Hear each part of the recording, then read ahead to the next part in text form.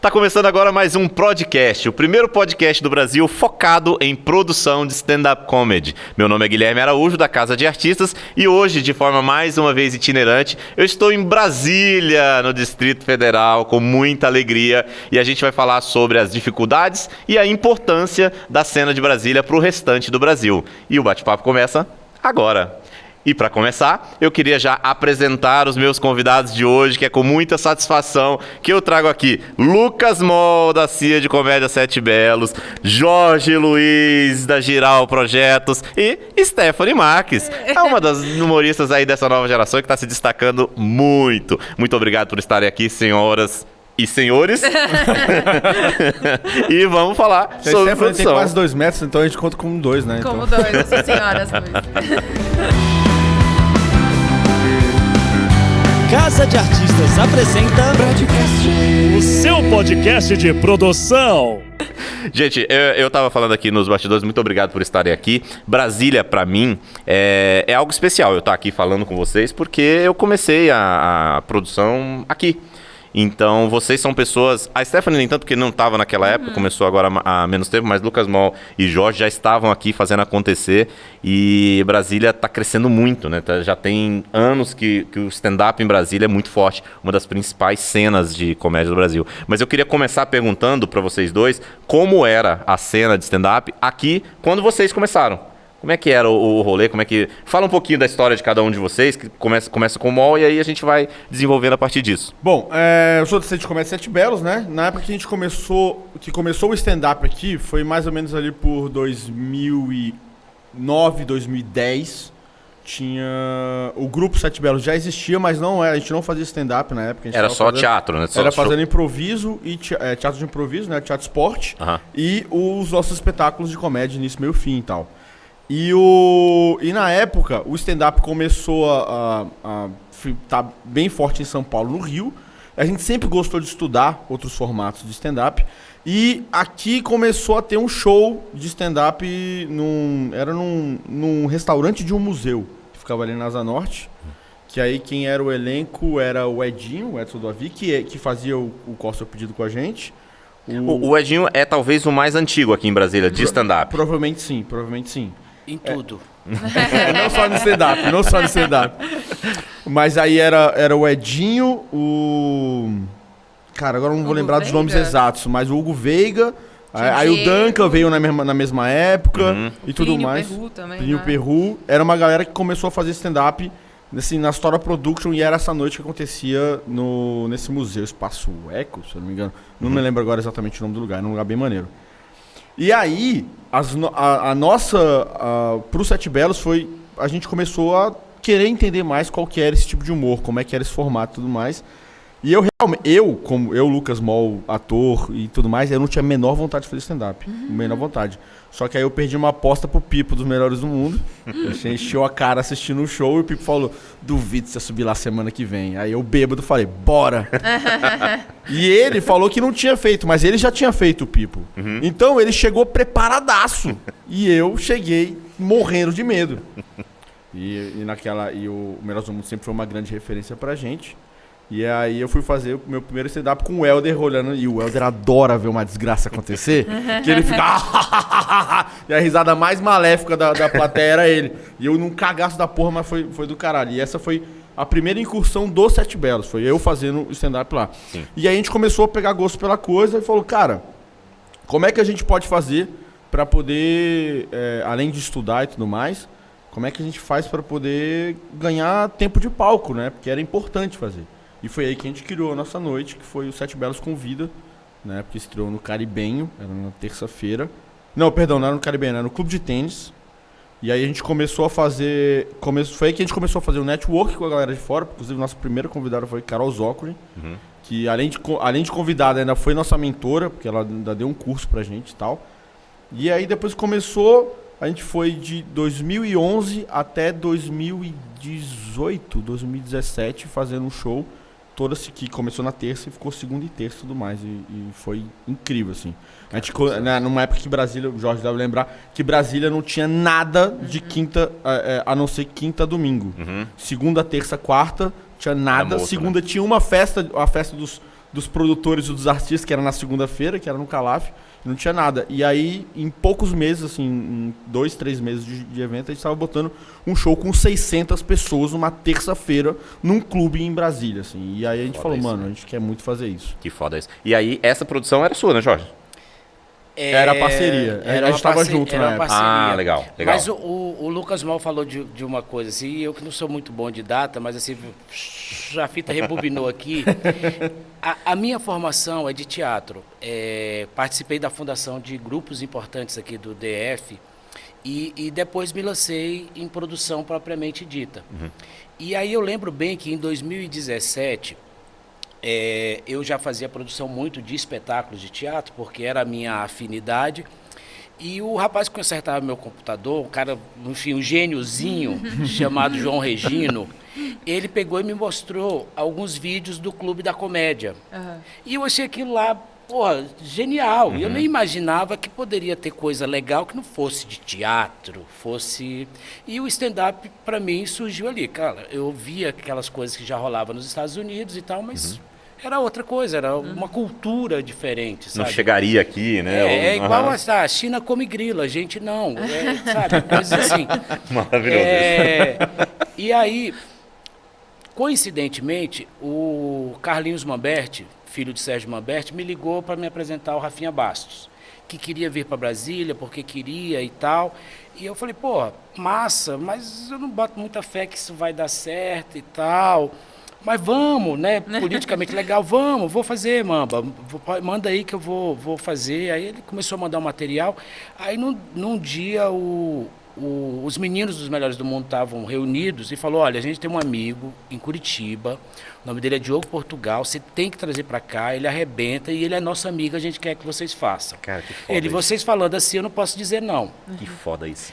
Aí quando eu voltei ao João Regino para dar mais uma revisão no meu computador, que ele mostrou um novo vídeo, aí pá! Eu falei, cara, a gente pode criar um festival desses caras tudo aqui. Aí, isso em 2008. Certo. Aí eu e Felipe Rocha, que é meu sócio na Giral, juntamente com o Zizica, que é pai dele. Sim. E falei, o Zizica participava menos porque estava muito empenhado nos Melhores do Mundo nessa época. Era pro turnê Melhores do Mundo cada dia em um lugar diferente do Brasil. 2008 era um momento que eles estavam muito em alta, assim, né? Muito, viajaram já para o exterior, inclusive, e tal. E aí eu, Felipe, vamos fazer um festival? Bora. Como é que a gente faz? Não, a gente faz um por semana. Vamos ver no que dá. Aí pintou uma possibilidade, aí fizemos o Diogo Portugal antes, assim, tipo um mês antes. Isso porque o festival começaria em maio. Aí fizemos o Diogo Portugal. Foi incrível. Foi a primeira vez que uma pessoa que faz stand-up profissionalmente tinha pisado em Brasília. A gente nem tem notícia de que outro tenha feito.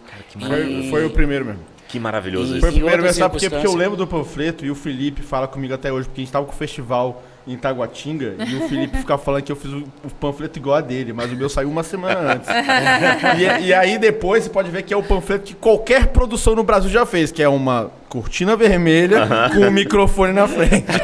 Até hoje a galera faz Até esse. hoje faz Nossa, esse. é um clássico. Maravilha. Mas E aí a realmente gente- foi o primeiro stand-up comedy que veio a Brasília fazer. E aí, assim, aí a gente começou a preparar e conseguimos fazer uma produção muito legal. E eu falei, porra, como não ter Brasília nesse processo? Porque eu vinha do teatro de Brasília e tal, faz parte dessa coisa de inserir e tal. Sim. Aí eu falei, porra, vamos botar pessoas de Brasília para abrir. E de fato, Edinho já fazia, já tinha uma pesquisa assim, o Buiú já era mais curioso, botei o Abaetê Queiroz também para fazer, os meninos do Atitude, do Circo Teatro Atitude, os Irmãos Sim, os Irmãos Saúde, Saúde. mas aí foi só um, né? Foi também o Adeilton Lima, eu sei que pessoas que também não se aventuraram nesse caminho, naquele momento experimentaram fazer. O que foi muito complicado, porque também os meninos estavam... O que foi maravilhoso para a gente foi que eu fechei com eles todos, era um por semana, tirando Marcela Leal, Marcelo Mansfield e Fernando Caruso e o Fábio Porchat, os outros eram todos do CQC. Ok. Então, a gente estreou, E era o iniciozinho, né? A gente Era estreou- Muito no início. tipo, 2 ou 3 semanas depois do CQC. O Oscar Filho, que eu lembro que era o último, na primeira semana já tinha vendido 5 sessões Caraca. no Teatro dos Maravilhoso Bancários. isso, cara, que maravilhoso. Então, assim, foi um momento muito legal e aí a gente, porra, falou, cara, isso é demais. E eu me sentia, assim, naquele momento, muito rock and roll, porque essa era a minha escola, sabe? Do questionamento do rock and roll, do conflito que o rock and roll gera ali, do social, político e essas coisas. E o nosso rock and roll tá muito comportado, né? Tá tipo, quase Amor, I Love You, cantado por Marisa Monte, tá no livro do rock and roll. E o stand-up, ele veio para falar essas coisas, para questionar politicamente o comportamento e etc. Então eu estava financeiramente muito feliz. Né? Foi o período que a gente percebeu que dava pra fazer, que dava pra ter em todos os lugares. Porque enquanto tava fazendo 5 sessões lá, era das primeiras vezes que a gente tava fazendo sessão dupla em Taguatinga, tá ligado? Que o nosso festival era em Taguatinga.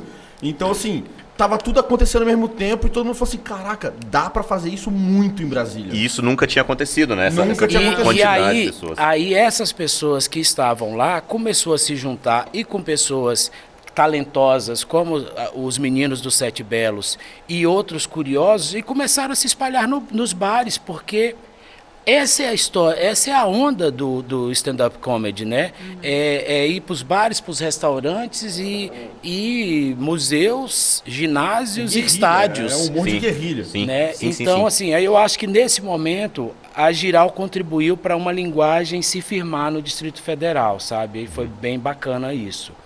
E como todo processo, há uma efervescência muito grande que depois ele, por um processo mesmo natural, seletivo, e muitos desses que fizeram naquele primeiro tempo, né, Luca Mol? Não fazem mais.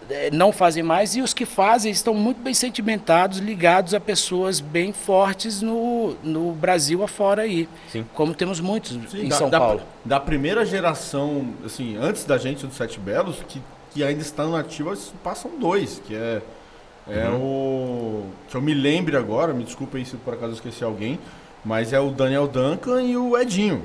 São os 2 que estão ainda aí, os 2 estão em São Paulo lá também, Sim. mas os caras são os que estão na pegada ainda. Os outros foram parando, Foram né? migrando, né? Foram encontrando outras gente que tá no alternativas. Canadá, o Renato Vilas Boas, que também era um dos primeiros que está no Canadá, mas não está fazendo show mais, mas está no Canadá também trabalhando com arte por lá e tal. Então, assim, foi um período bem... Foi realmente desbravar tudo ali pro stand-up comedy e que quem se manteve se consolidou e tá aí até hoje. Não, e é muito impressionante porque essa cena inicial que vocês criaram trouxe para Brasília um fortalecimento tão alto, tão grande em relação aos demais lugares, que aí veio essa nova geração, que aí é onde entra a Stephanie, Sim, e eu. tá surgindo uma nova geração aqui em Brasília, eu tenho sentido isso, sim. que é também tão forte, assim, que já tem sei lá, tá consolidada, sabe? Tem um caminho para pisar, tem um caminho de tijolo ali, firme para poder pisar. Que você começou o quê? Em 17. 2017. Fazendo 4 anos exatamente hoje. Olha aí que delícia. E aí, pode trazer o bolo agora, gente. Obrigada, gente. A gente tá aqui pra isso. Vocês combinaram, obrigada, gente. E aí, você começou há 4 anos atrás, e como foi pra você? Como é que foi esse começo? Eu comecei numa época que estava maravilhoso, assim, porque aí começaram a surgir esses pequenos grupos em Brasília, de galera que fazia cursos e gostavam do stand-up, e essa galera saiu do eixo muito, né, os meninos iam muito para Taguatinga fazer sempre apresentações e tal. Mas a galera começou a ir fazer show em qualquer lugar. Então era show em Águas Claras, Taguatinga, Recanto, Riacho, no Clube Bandeirante. E aí, na época que eu começo a fazer stand-up, tava exatamente esse rolê mesmo, né? Da galera começar a fazer shows nas satélites. E levar stand-up para uma galera que muitas vezes não tinha nem pensado no que era Que nunca stand-up. tinha visto, não Que nunca sabia. tinha visto. Então era sempre esse começo mesmo de... Ó, apresentar, isso aqui é stand-up. Quem já foi no show de stand-up antes e tal? Ninguém levantava a mão. E aí você, então, vamos explicar tudo como funcionava. A gente tinha, nos primeiros Sete Belos Convida, a gente tinha uma cartelinha de boas maneiras no stand-up. Ah, que foda. Tinha uma... E aí, quando a galera começou a pipocar, os outros shows, foi quando eu dei o meu primeiro curso de de produção. E eu falei, galera, bota no papel. Bota no papel, assim, ó. E sentou na mesa, vai estar lá. Não conversar, desligar o telefone.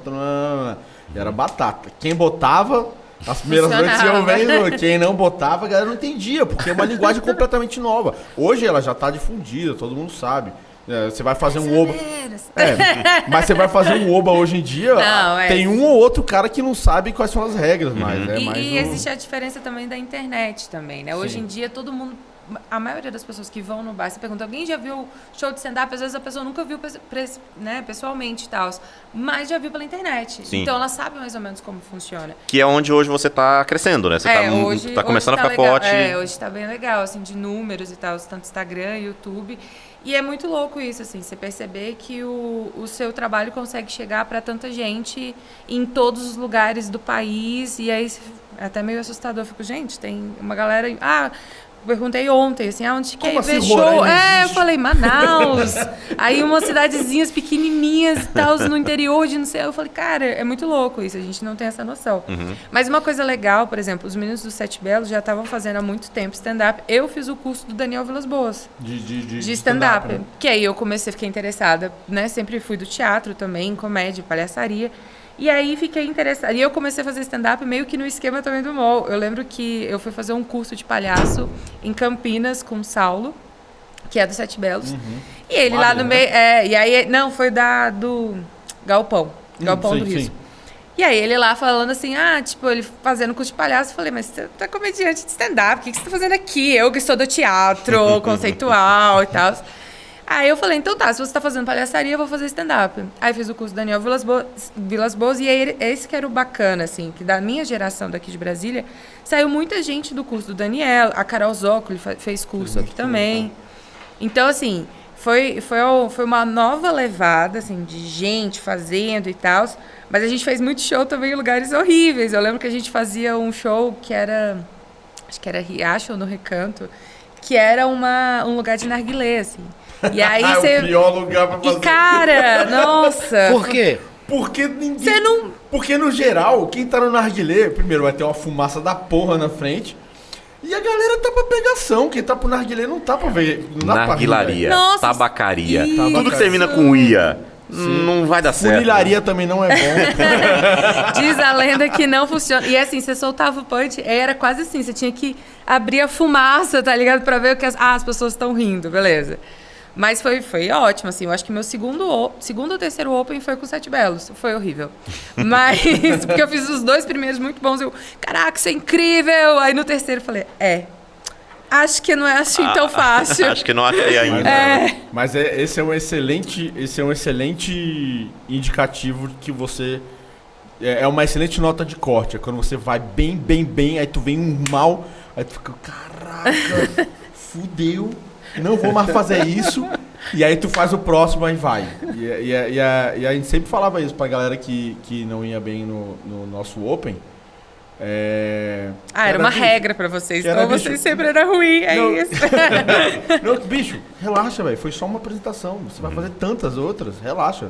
Volta semana que vem. E tenta, sabe? Às vezes, como a gente tinha as 2 noites, volta no dia seguinte. Que tinha na segunda e na terça. E aí a galera ficava brincando de comparar. O público de Águas Claras é mais assim, o público do Plano é mais assado e tudo mais. Aí fazia essas comparações. E quando eu entrei, vocês já tinham fechado de Águas Claras. Eu lembro que eu fui só assistir.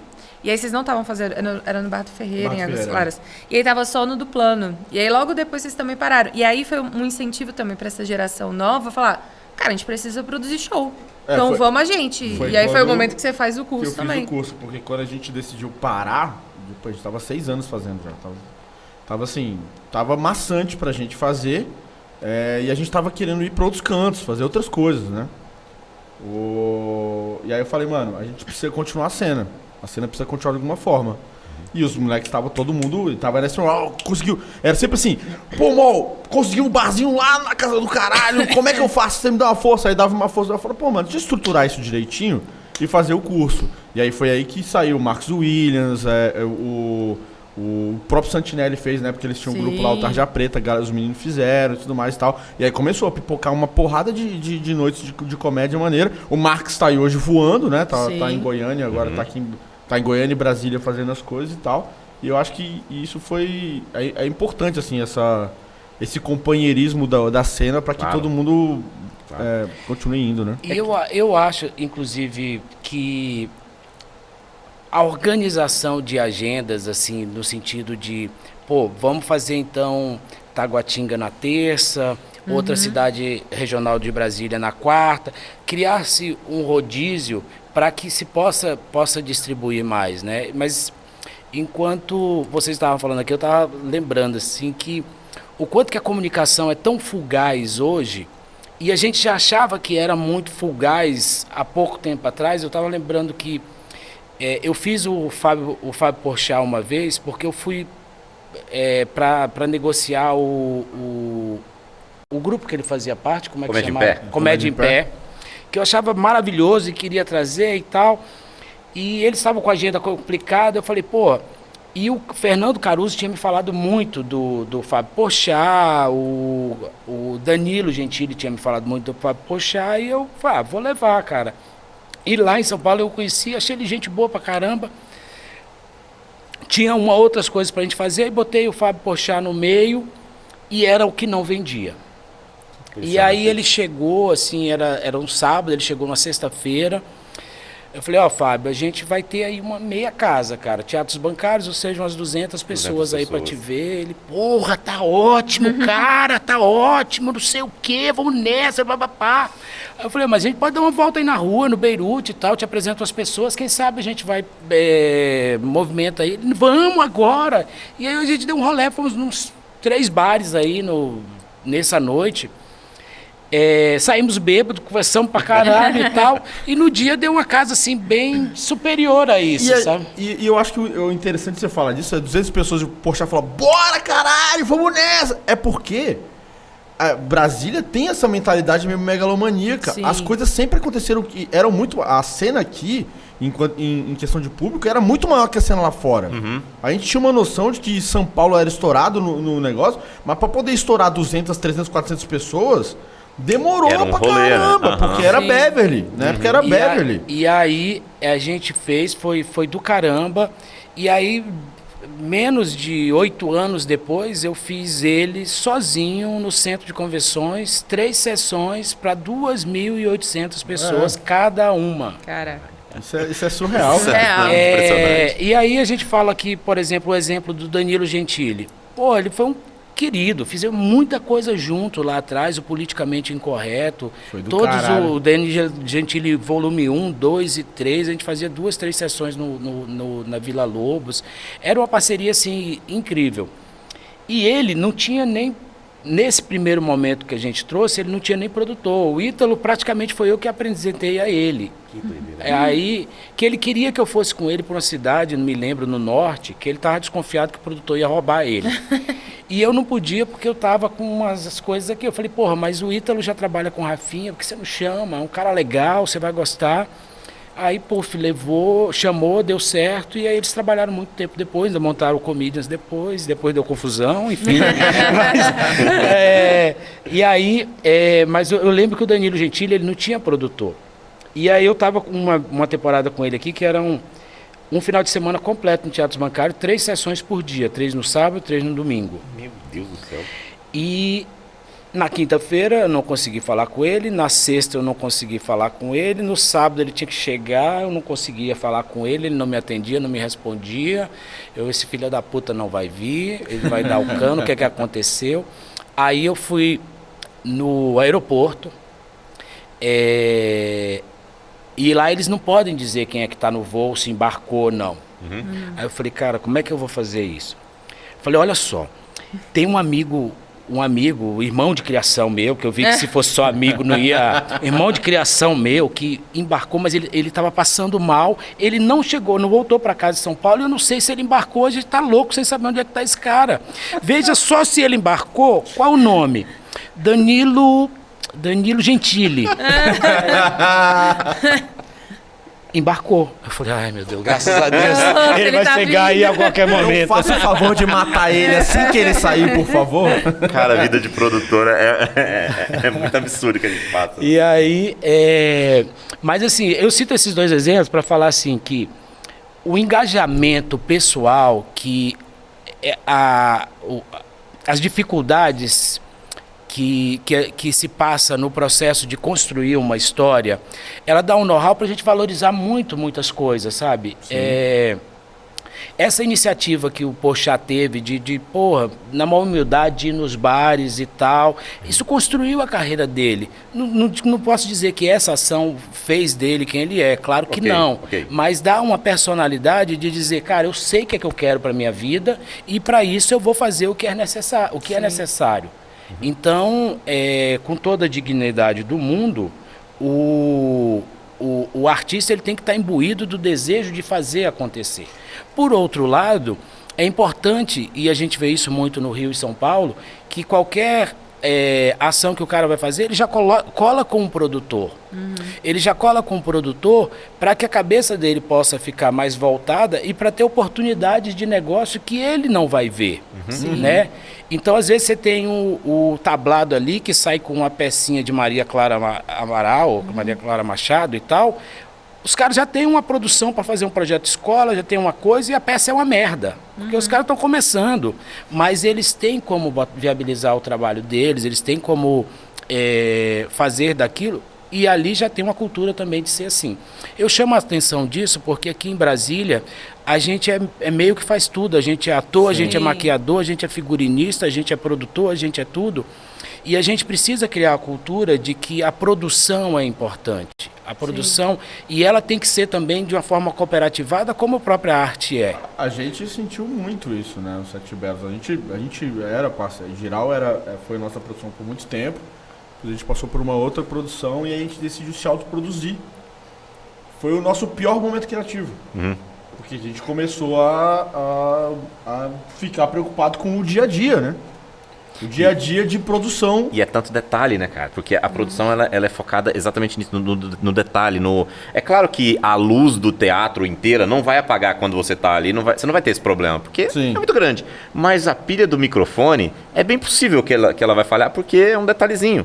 E a produção é baseada nisso, em uma junção de detalhes que vão fazendo a coisa dar certo no final das contas. E aí, com certeza, como você tem tudo isso para cuidar, você ainda ter que criar, ser criativo, claro que isso vai acontecer, né? E aí foi um processo de aprendizado muito grande nosso. A gente começou a se autoproduzir. E tanto que, na época, o Daniel Lima, ele meio que pegou... Ele já era o menos criativo, ele já se autotitulava o menos criativo do grupo. Puta ator, mas ele não era o criador. Geralmente quem escrevia eram mais os outros, nós outros 5. E aí até que a gente conseguiu montar um sistema dentro da gente onde a gente conseguiu fazer os dois. E aí foi aí que a gente começou a vir com os novos espetáculos e tudo mais e tal. E agora a gente está passando por uma nova fase de reestruturação, que é agora que o Daniel saiu, a gente está recomeçando. Tanto que a gente recomeçou o nosso Instagram do zero. A gente pegou o nosso Instagram de 30 mil seguidores, falou, chega, acabou, vamos começar do zero. Vamos conectar com todo mundo de novo, do jeito que a gente gostava, tipo, falar pessoalmente com eles e tal. Então, assim, a gente está, mais uma vez, se reconstruindo por causa de pandemia, por causa de todas essas questões que a gente está vivendo hoje e tal, e é um processo... Hoje os Sete Belos são 4. Nós somos 4 hoje. Mas Saulo... no início, os Sete Belos sempre eram 6. Eram 6, porque eles já começaram errando na conta. A gente é de humanas, né? Sete Belos sempre foram 6, é verdade. E a gente também não tinha espelho. Mas é porque era 7 no início. Só pra quem não conhece, eram 7 no início, de fato. E aí no segundo ano, o Caetano Maia, ele foi se dedicar à música e tudo mais. E aí ficou... Muito talentoso, Caetano Maia, irmão de Flora Matos. Irmão de Flora Matos, irmão nosso também, que apesar de todas as saídas dos Sete Belos, todos nós somos amigos até hoje. Tem um grupo. Saiu brigado, Ninguém saiu brigado. Não que a gente não brigue. Acho que a gente briga mais porque a gente é irmão, mas a gente... Tanto que essa semana mesmo a gente repostou agora um trabalho que a gente fez pro Banco do Brasil, que era um rap pro Banco do Brasil, e a voz era do Caetano, porque o Caetano é músico e tal. Então, quem a gente vai trazer de veio cômico pra poder pegar essa música bem-humorada que a gente fez pra poder cantar? Caetano. Então, até hoje a gente é colaborador e tal. A gente não cortamos relações, muito pelo contrário. Quando eu entrei na cena, aqui em Brasília, a minha história é a seguinte: eu sou de Goiânia e em 2011 a gente mudou pra cá. E aí, em 2011, em Goiânia, eu trabalhava com agência de modelos, tinha uma agência lá e tal, aí casei. Aí, Com uma modelo. Aí, com a modelo. E aí, resolvi que era a hora de eu sair desse mercado. Eu resolvi. Não foi a Camila, fui eu. Bom lembrar. Até parece que fui eu mesmo. Mas aí, enfim, em 2011 mudei pra Brasília com a Camila e... Deixa eu só terminar aqui. Isso é incrível.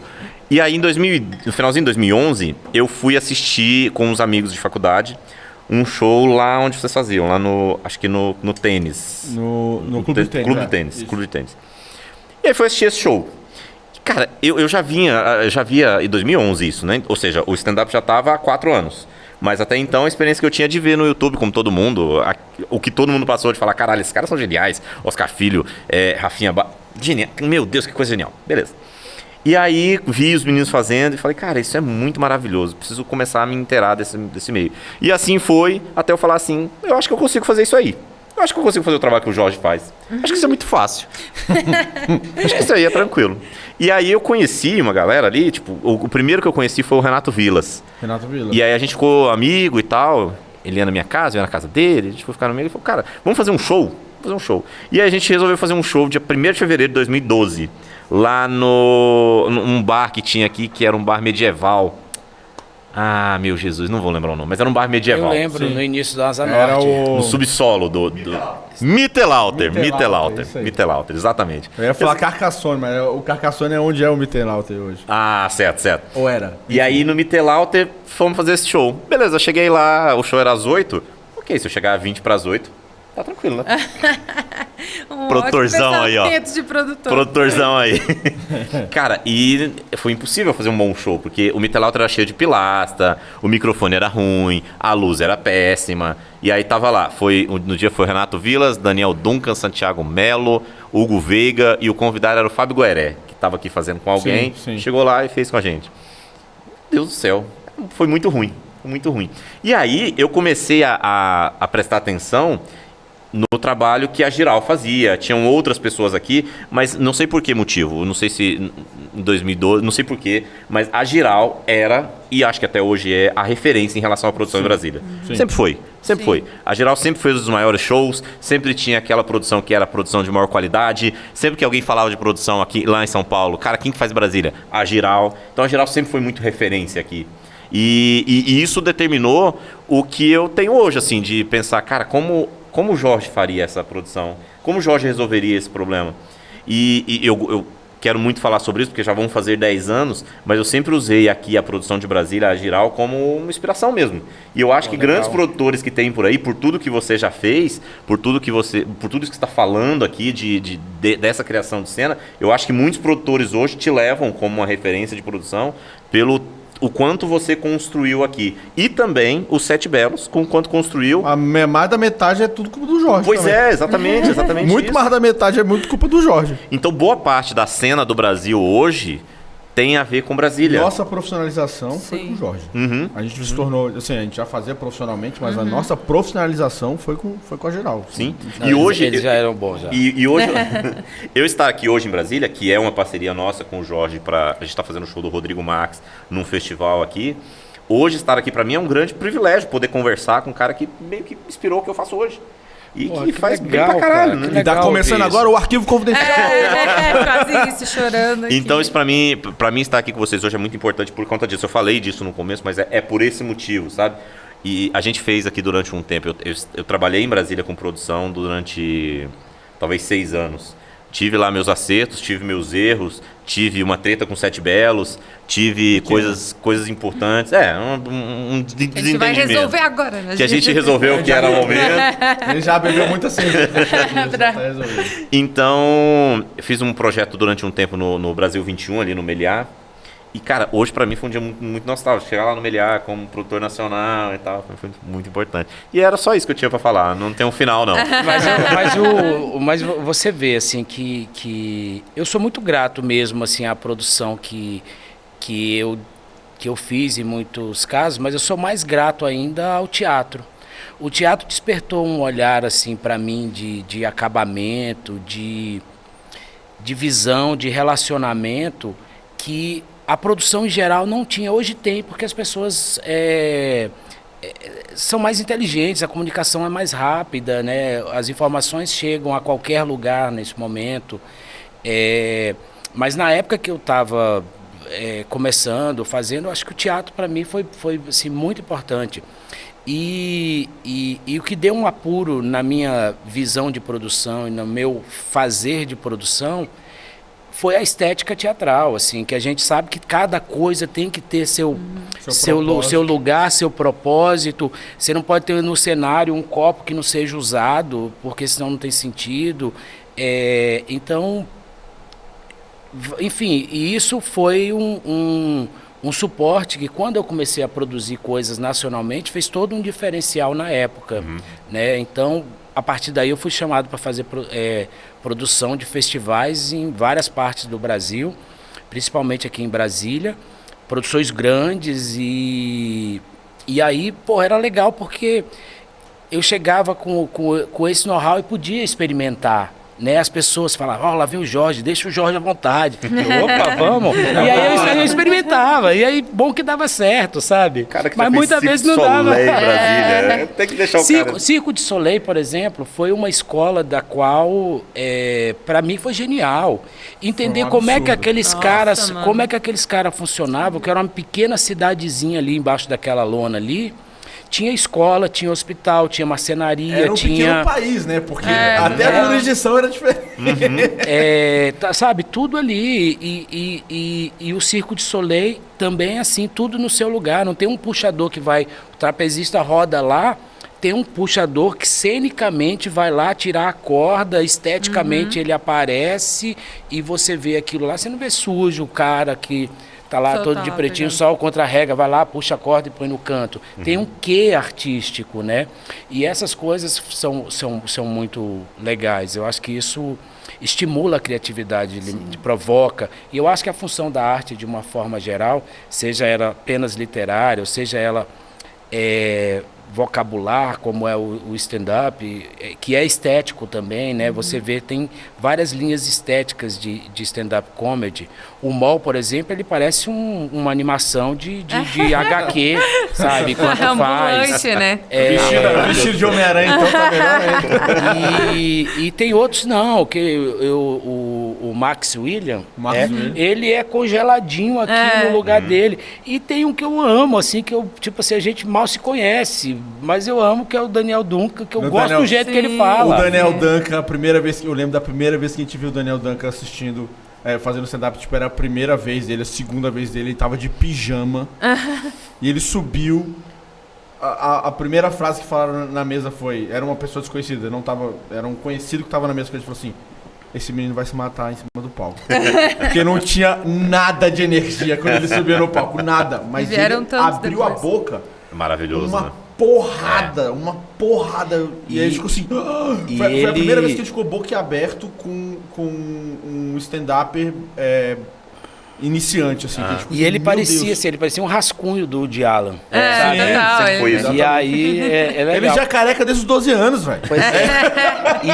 E nessa cena, assim como do rap outrora, carecia mais mulheres mesmo, sabe? Carecia que elas ocupassem esse espaço e era cabuloso, porque a comédia, se não fosse televisiva, ela era muito masculina. E acho que até no universo ali televisivo também. Aí os Sete Belos, né? Eram 7, cara. Quando a gente começou, o protótipo de Sete Belos tinha a Hélia Cavalcante. A Hélia Cavalcante estava no protótipo. O primeiro sketch que a gente fez tinha a Hélia, mais outros 2 atores que eu não tô lembrado agora, porque era no nosso curso de teatro e tal. E a gente queria muito que a Hélia viesse, tanto que ela veio depois, na época que era Anônimos da Silva, né, que era a nossa parte de improviso, que depois fundiu tudo, que aí veio tanto a Hélia quanto a Gabi. A Gabi Brant. Não, Gabi Brant é do... esqueci o nome, mas a Gabi, ela não faz mais, não trabalha mais com arte. Tá aí, Gabi, você sabe quem é você. Você sabe que é você. Mas se pá é Brant mesmo. Mas a cena aqui em Brasília, quando eu começo em 2006, 2017, tinha... acho que foi uma época que mais tinha mulheres, assim. Tinha tinha a Fabiola, tinha a Thalita, Halliday, tinha... A Elia voltou a fazer a comédia. Sim, ela também. tinha ficado anos sem fazer comédia, ela voltou a fazer comédia nessa época. Então tinha bastante, assim, só que das meninas também, a Lé, irmã do Leônidas. E aí, assim, só que poucas foram pra frente, assim, né? Hoje a gente tem aqui em Brasília, pra mim, uma das melhores comediantes de stand-up, que é a Nini Magalhães. Nini, foda que é surreal, assim, incrível, já, né? Faz Comedy Central, essas coisas todas. Mas a cena feminina no stand-up sempre foi... Eu me sentia muito um patinho fora d'água, assim, patinho não, porque o patinho fica dentro e fora d'água ao mesmo tempo, mas um peixe fora d'água. Porque, falei, mas o pato fica também. Você viu que passou, né? Ninguém questionou nada. Mas eu pensei que o pato não nada tão bem também, né? Tá então meio, talvez tá meio seja eu mesmo na fora água, no meio tempo. Mas, porque aí, assim, eu comecei a ficar muito afim do rolê e ir pra todos, assim. E aí tem o fato de ser mulher e estar num lugar que é muito masculino. Então, assim, a maioria dos shows era em bar. E aí eu ia pra assistir. Aí era muito estranho eu ir num bar sozinha. E aí a galera, tipo, bebendo. E eu tava, tipo, legal, comédia. Então, assim, é todo... E aí eu vi que hoje em dia, a gente, principalmente, por exemplo, São Paulo, que a gente já tá com uma cena muito maior. Brasília agora, que a gente tá nesse... Ainda mais pandemia, né? Mas tem umas minas que já estão despontando e tal. É extremamente importante também. No nosso início, a nossa primeira convidada, assim, não foi nem planejado. Todas as vezes que a gente começava um projeto novo de stand-up, a nossa primeira convidada sempre foi a Carol Zócoli. A gente nunca combinou, de repente, depois que a gente foi juntar a figuras, eu falei, sempre é Carol Zócoli. E a terceira era Cris Paiva. E aí, quem tava na época era Carol Zócoli, Cris Paiva e Mel Maher. Eram as três que tinham. E a Marcela Leal. Só que a Marcela Leal, infelizmente, nunca calhou das agendas da gente fazer com ela. A gente nunca teve essa oportunidade. Mas eram essas quatro que tinham. A Michelle Machado fazia uma vez ou outra, não tava tão na cena na época. Pelo menos não pra gente, não tava no nosso radar na época. E, cara, realmente, a gente sempre tentou trazer mais, mas não demorava pra... Porque demorou pra vir. É uma parada também que depende muito da iniciativa também da mulher, né?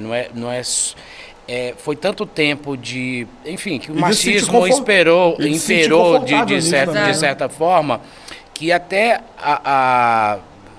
enfim, pode até ser uma bobagem se eu estou falando, mas até a mulher se sentir à vontade para ocupar esse espaço é uma transição, não é fácil. Mas eu acho que é obrigação da gente, toda vez que tiver um conjunto que tem que ter representatividade feminina, sabe? Sim. Porque aí a gente estimula. Sim, vai estimulando e vai crescendo, né? O mercado vai... Às vezes a gente ainda não se sente à vontade, mas já tá bem melhor do que antes, com certeza, assim. Tipo, de quando você começou pra cá. Não se compara, assim. E existe todo lugar que, né, Mel, Cris e a própria Carol também fala que existe o lugar da mulher sempre ter que se autoafirmar muito no palco, né? É essa questão, assim, que nem sempre a gente se sente confortável fazendo stand-up, né?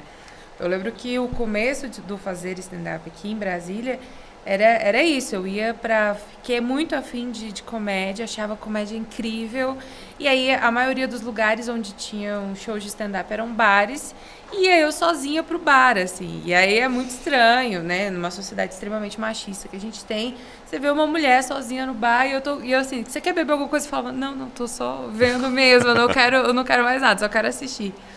E é todo um processo de você entender esse lugar e a gente precisa cada vez mais entender que as mulheres, não só as mulheres, né? Mas eu acho que é muito rico pra comédia quando a gente tem negros, quando a gente tem gays, trans, quanto mais plural for a comédia, melhor. E principalmente se a gente pensa numa comédia stand-up, porque quando você está no bar, você consegue atingir muita gente que às vezes não estava nem preparado para estar assistindo aquele show. Sim. E aí você começa a abrir a cabeça de muita gente, de tipo assim, nossa, eu nunca tinha pensado no que ela estava falando, sabe? E é uma visão completamente diferente da visão masculina das coisas. Eu me lembro de uma a gente, no Sete Belos, quando a gente sacou isso, a gente ficou, cara, temos que trazer mais. Aí teve o curso do Daniel e tudo mais. Eu lembro de uma vez que a Cíntia Portela, que é uma humorista que eu amo de paixão. Irmã. Eu lembro de uma vez que ela foi assistir o nosso show, também sozinha, naquele esquema, oi, tudo bom, ela era só da artes cênicas, ela não se considerava humorista ainda e tal. É. Aí ela, ai, tudo bem, eu só queria ver como é que é e tudo mais. E aí eu sentei com ela, eu fiquei umas 3 horas falando de comédia. Ela, não, que não sei o que, pá. Aí eu, Cíntia, pelo amor de Deus, você tem que subir pra fazer esse stand-up. Ela, eu nunca vou fazer isso, tá maluco? Não sei o que. E aí, até que depois de uns anos, ela foi pra São Paulo e tudo mais. E aí ela começou a fazer. E cara, o olhar da Cíntia é um olhar peculiar. Assim, além de ser um olhar feminino peculiar, é um olhar peculiar em geral, assim. E, Cíntia assim, gênia. E aí você vai pegando vários stand-ups agora que tá tendo. Tem o pessoal lá do. Como é que é? O Dopamina. Sim. Cara, como você vê a diversidade de textos, de ideias das meninas fazendo, é que não tem nada a ver entre elas e não tem nada a ver com os homens. Então, tipo assim, é uma nova descoberta que o Brasil pode estar acompanhando agora, acompanhando só as mulheres. E isso é muito incrível, assim, por exemplo, você pensar na Nini, né? Cara, quando é que você vai imaginar uma mãe de 3 filhos, periférica, preta, que fala sobre, tipo, que tem 2 empregos, indo lá e falando sobre a vida dela, sabe? E isso é muito legal, isso é muito genial pra gente. É poderosíssimo. Muito. E a gente, por exemplo, o próprio Dopamina, que é um projeto, né, que a Renata Said encabeça e tudo mais, é esse o lugar legal também da gente pensar em produção, que é você, beleza. Talvez a gente não tenha tanto espaço, então vamos criar o nosso próprio espaço. Sim. Foi o que o Sete Belos Convida fez, a gente não tinha espaço para fazer. É que a gente falou, da gente tentar aprender. Como é que a gente vai tentar aprender? Vamos fazer uma noite nossa. Só que aí a gente começou a perceber que, enquanto o que a gente tinha em um mês de apresentação, o humorista de São Paulo tinha num final de semana, que eram 4. Que aí entra o grande problema, eu acho, talvez, da cena de Brasília. Porque, assim, a gente produz, e aí eu, né, com essa geração nova, né, do stand-up e tal, a gente chegou a produzir em teatro pequeno, produzia em bar, e ajudava os meninos e tudo mais. Só que a partir do momento que você vai para São Paulo e você vê São Paulo, você fala assim, meu Deus, adeus Brasília, vou largar minhas coisas. E aí foi o que eu fiz. E, enfim, foi o que eu fiz também, que o Mon fez também. Mas por outros motivos, Mas é isso, assim, porque por mais que a gente tenha, é uma cena que as pessoas, eu acho, Brasília com artistas geniais, incríveis, que fazem uma produção muito boa, às vezes com pouquíssimo recurso. É uma galera que, nessa minha geração, cara, a gente vê vocês que fizeram coisas grandíssimas e a gente consegue ir no embalo, assim, cara, a gente já sabe o que a gente tem que fazer na hora de produzir, porque a gente já viu a galera grande. E é isso, aí a gente vai pra São Paulo e fala assim, nossa, que maravilhoso, tem tanta noite, numa semana eu consigo fazer não sei quantos mil shows lá, eu faço um show aqui, outro ali e tal. Então, é uma coisa que eu particularmente sou muito bairrista, eu quero muito que Brasília cresça no mesmo nível, sabe? Porque eu amo Brasília, amo estar em Brasília. E é um grande sofrimento, né? Virou um momento de terapia agora pra mim. Porque eu fico realmente muito dividida, assim. Porque a cena daqui tem comediantes muito bons e a gente tem tudo pra dar muito certo. Eu acho que a gente tá... Acho que depois que a gente passar por esse período de isolamento e tudo mais, a chance que Brasília tem de virar... de crescer o polo, de ter mais de uma noite grande por semana, é muito, muito... Porque é latente, cara. É latente. A gente tem os Sete Belos, mas eu tenho a produtora Beluga junto com Vilas Boas, né? A gente produz algumas coisas de amigos aqui em Brasília. E, cara, a gente vê que, por exemplo, a gente tem agora três produções que estão em stand-by desde do fechamento, né? Que já estavam com ingresso vendido e tudo mais e tal. E o público ligar pra gente e querer saber, e aí, como é que tá? Primeiro, vocês estão bem? E outro, quando é que vai ter? E aí a gente fala, a gente não sabe, né? A gente não sabe quando é que vai ter, quando é que... Por causa de tudo isso. E a galera falou, não, tudo bem. Assim que tiver, avisa pra gente. Que a gente tá lá. Tanto que o nível de pessoas que pegaram o dinheiro de volta é menos de 10% das pessoas que pegaram o dinheiro de volta. Boa. Porque tá todo mundo querendo que isso aconteça, entendeu? Então vamos entrar nessa seara, que é relacionada exatamente ao público de Brasília.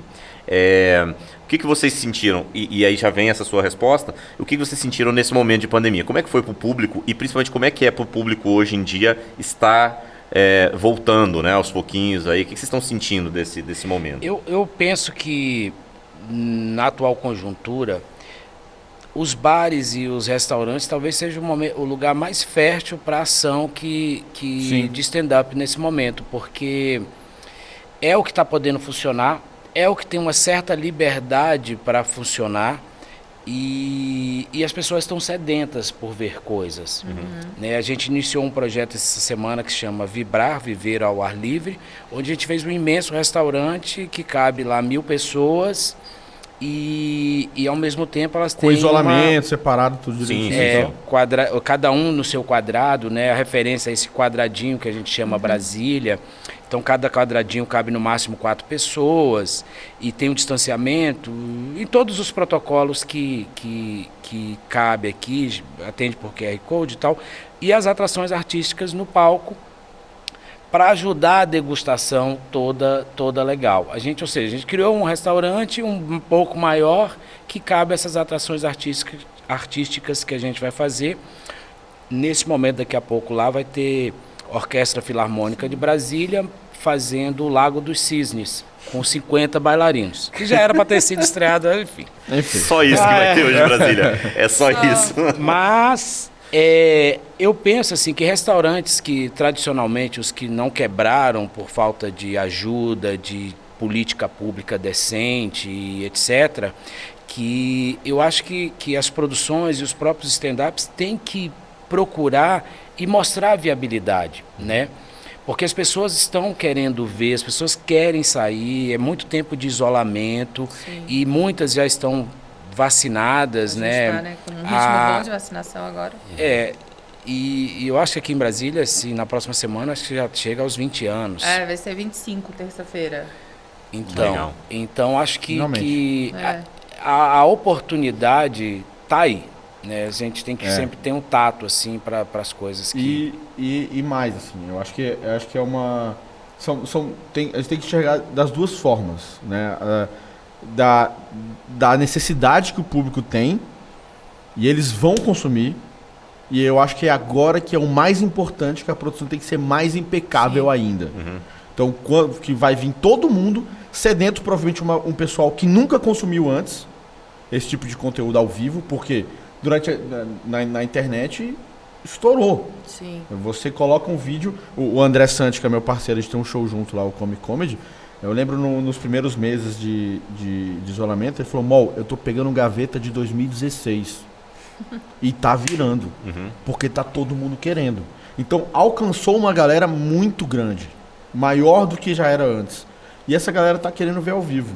Então é importante para os produtores, para o produtor que está começando agora e está ouvindo agora, ele tem que ser mais impecável ainda. Porque é hora de você fidelizar um público completamente novo. E é esse público que vai fazer o seu negócio de produção girar pelos seus próximos 5 anos. Até virar geração de novo. Entendeu? Então é importante que esteja tudo muito alinhado, que esteja tudo bem estruturado, tudo estudadinho e tal, para que essa galera nova que venha não se assuste com uma produção que não foi legal ou alguma coisa que deu errado e tal. Então eu acho importante ter essa visão. Fazendo uma analogia aqui, Brasília outrora assim, sempre foi muito fértil musicalmente. Assim, sempre toda quadra, aliás, todo bloco tinha alguém que montava uma banda, toda quadra tinha uma banda tocando, tinha as ruas de lazer que no final de semana era esporte, música e tal. No Guará tinha muito, né? Porra! Tá aí o Filipe Gustavo lá, que foi para as Olimpíadas do Guará. Ele ia lá para casa tomar Coca-Cola depois de andar de skate com meu irmão. Ele ia lá. E aí tem uma maldita lei do silêncio agora aqui em Brasília que limitou muito a possibilidade de música ao vivo nos bares. E o que me deixa muito puto. Sabe por quê? Porque esses velhos que estão reclamando hoje é o que fazia racha no Caseb, entendeu? É a galera que fazia bagunça na época que eles podiam e agora estão enchendo o saco. E muitos deles vão morar em cima do comércio para reclamar do bar que estava embaixo antes dele mudar para lá. Exatamente. Então, assim, e essa lei possibilitou que essas incoerências tivesse amparo legal.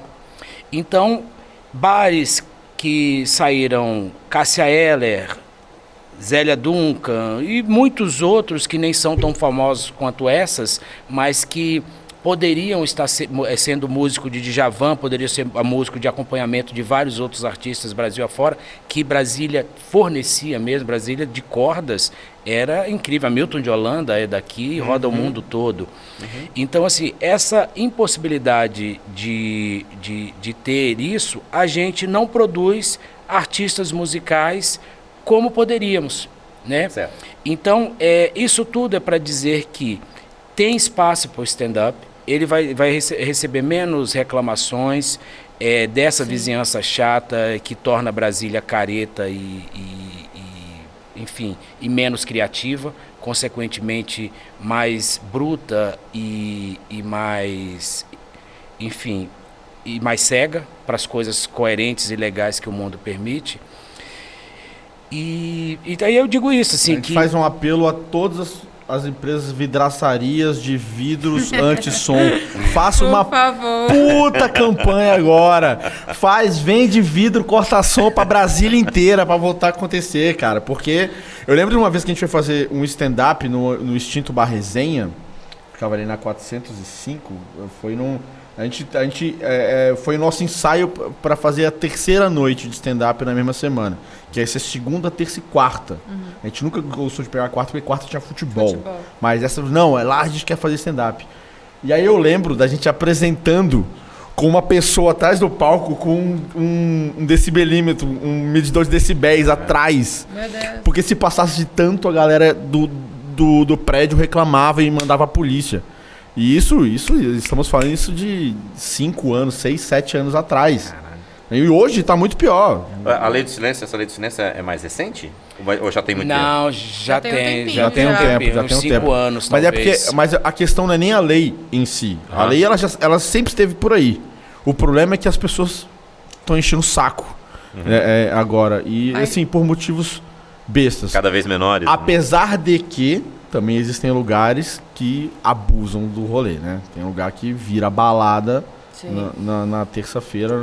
Enfim, cabe o bom senso das duas partes, né? Se os dois têm bom senso. Mas também nesse caso, os artistas estão mais prejudicados do que sem qualquer dúvida, bom senso. Sem dúvida. Com certeza. Mas não há dúvida. Então, assim, vale o bom senso da casa, que geralmente quem tá fazendo isso, que não tem o bom senso, não tá botando um artista pra poder... Tá botando uma música mecânica tocando lá alto, sacou? Geralmente é isso que acontece. E, na verdade, eu falei tudo isso, Mol, para fazer o seguinte, que você tá falando assim de fazer com qualidade, de ter qualidade nas coisas e olhar, isso é fundamental mesmo, assim. Sim. É preciso vir com esse recurso. Mas, na atual conjuntura, e dadas as escalas, fazer é o importante. Fazer. A qualidade, ela vem com o fazer. Ela vem com a multiplicação de vezes que você experimentou, que você viu, que você trocou ideia. E aí vai dando Sem dúvida. Vai apurando. O que eu falo fazer com qualidade não é investir recursos. Não. É cuidado, né? É cuidado e essa tranquilidade de... como você fez no início. Pô, tem a Giral ali, deixa eu colar, deixa eu ver como é que é, deixa eu conversar lá com eles. A gente trocou muita ideia quando vocês vieram pra cá. De ouvir o outro, de entender outras experiências, fazer o network, fazer colaboração entre produção. Acho que mais do que nunca, você colaborar com outras produções é engrandecedor pra todo mundo. Mesmo depois que eu e o Jorge, depois que o Sete Belos e a Giral se separaram, muitas vezes, Jorge, e aí, Mol? Tô com uma dúvida assim, assado. Tô em São Paulo, vamos tomar um café aqui e tudo mais. E de trocar essas figurinhas, porque muitas coisas que o Jorge viveu, eu não vivi. E muitas vezes coisas que a gente viveu, o Jorge não viveu. E isso tá aí pra tudo que é lado, entendeu? É isso mesmo, é isso mesmo. Você Steph, o que você tá achando, o que você tá sentindo nessa volta aí pensando no palco? Como você tá sentindo as pessoas no momento que elas estão ali nesse novo ambiente agora, assim, o público, né, no caso? Eu tive a experiência de fazer o drive-in aqui em Brasília, que já foi nossa, primeiro de tudo foi um rolê muito estranho, você fazer show pra carro. Mas foi uma experiência incrível, que eu falei, cara, realmente queria participar disso, saber como é nessa situação como um todo. Você apresentar para um pátio de concessionária. Exatamente. E o som das palmas é EPTG buzinando. O que eu achei mais estranho disso foi, tipo, você leva buzinada e luz alta quando sua piada é boa. E é tudo que você não quer quando você tá dirigindo, né? Você fala, cara, eu tô fazendo certo isso aqui, eu não sei. Essa menina contou uma piada e não deu certo, porra! Eu falei, cara, não dei certo, desculpa. Mas assim, isso foi uma experiência legal, né, nesse meio de pandemia e tal. E com essa volta, o que eu percebi, assim, eu não cheguei a fazer muitos shows, porque eu tô na casa da minha mãe, né? Então, até minha mãe ser vacinada, eu fiquei segurando a onda, mas fiz muito show. Em Goiânia fiz shows aqui em Brasília. As pessoas, elas querem muito. Elas estão assim... Você às vezes faz uma piada que nem era uma piada tão boa, mas a galera tá tão afim que elas estão, ai, que incrível, a gente tá voltando a rir. Então, assim, a gente passou tanto tempo em isolamento, tanto tempo numa situação, né, de medo e angústia, não que a gente não esteja agora ainda, mas as pessoas realmente estão muito sedentas por isso tudo. Uhum. E aí, vendo vocês falarem e tal, uma coisa que eu fiquei pensando, principalmente para quem produz show aqui, e, né, para essa nova geração, a gente também precisa investir muito nas cidades satélites aqui em Brasília. Sempre, cara. Sabe? Então, tipo assim, vocês que sempre levaram muita coisa pra Taguatinga e tal, e eu sou muito a cria de assistir muita coisa no SESI, tanto que eu vi um show... O primeiro show de stand-up que eu vi foi do Porchat no SESI. E eu falei, meu Deus, isso é muito legal, eu quero fazer isso. E assim, é pensar nisso, porque Brasília tem a gente tem uma visão muito plano piloto. E eu sou a pessoa da satélite, né? Cresci em Ceilândia, Taguatinga. E é sempre esse rolê do deslocamento e tal. E as pessoas vão assistir. As pessoas querem assistir. E Brasília tem a gente sempre falou isso lá no Sete Belos. Brasília tem um potencial de ter um show de stand-up comedy por dia em cada satélite. Uhum. Tem. O nosso plano megalomaníaco do Sete Belos era fazer... A gente sempre faz, a noite de segunda era em Águas Claras, que pegava Águas Claras do pessoal de Taguatinga. Até Ceilândia também. Ali Vicente Pires e tudo mais. E fazer uma noite no plano, que era a terça-feira. Fazer Gama, que é uma outra... Gama é uma outra realidade, é uma outra Brasília, Gama. Que é impressionante, tudo funciona muito bem. O ecossistema de Goiânia do Gama é muito fechadinho. Daria pra ter uma noite lá, daria pra ter uma noite em Sobradinho, como a gente também tentou fazer e tal. Só que calhou de lá não ter a cultura de ter shows de comédia. Ainda então teria que desbravar mais e tudo mais. Mas eu acho que hoje, agora, é uma excelente oportunidade. Porque hoje em dia todo mundo sabe o que é stand-up comedy. Uhum. Na época, não. E tentar, assim, principalmente a galera que tá, né? Que a gente que tá ali tentando fazer show e tal... É ter um diálogo, principalmente com donos dos bares, porque eles realmente não entendem o que é cachê, sabe? Não entendem. Não entendem. Essa frase é maravilhosa. Cara, vou tatuar essa frase. Eles não entendem o que é cachê. Cara, o hambúrguer não paga gasolina em Brasília, a gente é tudo muito longe, saca? Que maravilhoso isso. Então, a gente quer ter tudo isso, só que, cara... vai trazer tanto benefício para o seu bar, tanto benefício para o seu estabelecimento. E assim, precisa ter essa troca, porque a gente tem a tendência de, tipo, a galera, eu amo stand-up. Nossa, Rodrigo Marques, adoro. Pô, a gente faz também, olha aqui que legal, a gente pode fazer isso pro seu bar. Tá bom, a gente paga uma porção de batata e uma coca, tá bom? Toda segunda. Isso. Aí você não tem uma luz, você tem um foco que fica aquele foco piscando, aí tá aberto, aí você passa, aí o moço ligando o liquidificador no meio do seu punch. Nossa, eu fiz um show em Taguatinga no meio dessa pandemia, que era um bar de futebol, tinha acabado o jogo dos palmeirenses e tal, aí tava tipo aquela torcida do Palmeiras lá, aí veio o show de stand-up pra 5 pessoas, e aí eu falei, eita, que legal. E aí... era na Sandu Sul. Então, na hora que a gente contava, passava o ônibus. Isso é uma delícia. É maravilhoso. Além dos motoqueiros, fazer... Isso aí. E é assim que a E gente é vive, isso, né? né? Mas mesmo com todas essas adversidades, né, que a gente tem, ainda vale muito a pena investir na satélite, sabe? Porque tem gente, porque as pessoas querem. A gente precisa cada vez mais fomentar esse lugar da gente não depender sempre do plano piloto para consumir arte. Inclusive, já fica a dica aí, já tá tendo um puta podcast sobre isso. Vai montar um show na satélite, cara. Você, dono de bar, escuta esse podcast aqui rapidão aqui, ó. Total. Escuta essas paradas, porque, mano, faz muita diferença. Os lugares que a gente fez em bar deram certo pelos empresários que acreditaram na ideia. É importante que os que deram certo foram os 7 Belos Convida, que virou depois 7 Belos Stand-Up Show. Ao todo foram 6 para 7 anos de evento. Onde a gente conseguiu colocar Brasília, de fato, no circuito de show de stand-up semanal em bares no Brasil.